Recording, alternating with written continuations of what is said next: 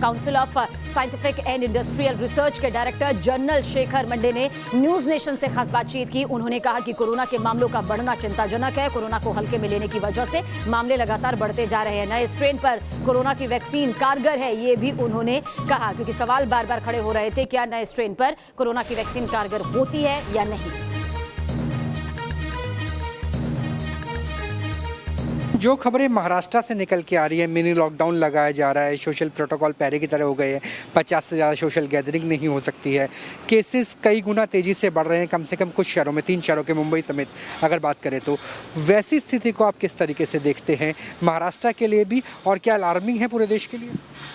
Alarming तो है, थोड़ी चिंताजनक होता ही है, क्योंकि अगर केसेस अगर बढ़ जाते हैं तो ये किसी के लिए अच्छा नहीं होगा।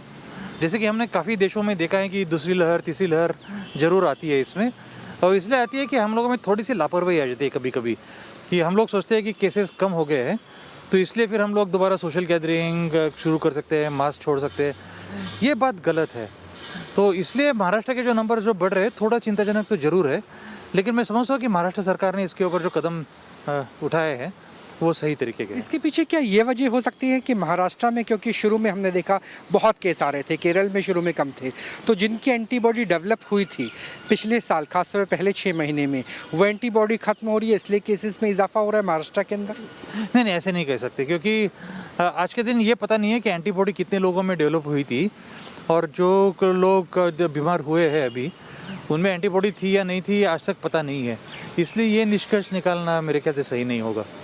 सर, अगर मॉड्यूलेशन की बात करें, स्ट्रेन की बात करें, स्ट्रेन भी तेज गति से फैल रहा है, तो जो अगर नया स्ट्रेन फैलता है तो उसका मोर्टेलिटी पे कितना असर हो सकता है? क्योंकि हमने यूरोप में दूसरी स्ट्रेन देखी, अमेरिका, ब्राज़ील, लैटिन अमेरिका में दूसरी स्ट्रेन देखी, तो दूसरी स्ट्रेन का असर मोर्टेलिटी पर कितना पड़ता है वर्ल्ड वाइड तरीके से, भारत को ध्यान में रखते हैं? ऐसा है कि ब्रिटेन में जो स्ट्रेन आया हुआ है, जिसे B1171 हम जो कहते हैं, वो काफ़ी तेज़ी से फैलता है, ये पता है।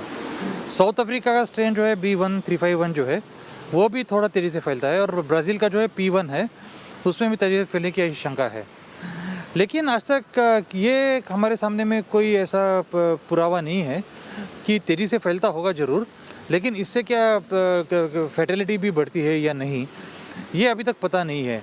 और हम लोगों को ये समझना चाहिए कि इससे फैटेलिटी नहीं बढ़ेगी, ये तेज़ी फैलता ज़रूर है लेकिन फैटेलिटी इतनी बढ़ेगी नहीं।